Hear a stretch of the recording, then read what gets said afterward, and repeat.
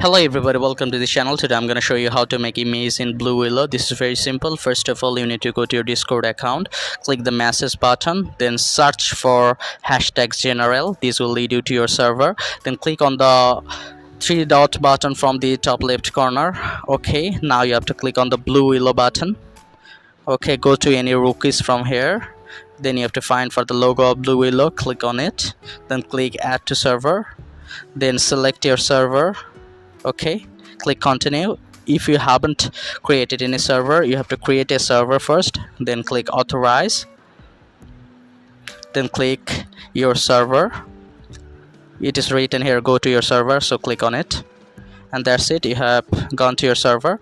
Now you have to type slash, then type imagine. You can see it has been suggested a prompt. Click the imagine from the Blue Willow. Now write anything like man with a gun. Click send. Dismiss this message, and you have to wait a bit. The particular photo will be generated. You can see that the photos has been generated. So this is how easily you can just make images in Blue Willow. So if this tutorial helped you, like this video and don't forget to subscribe to my channel. See you in the next one.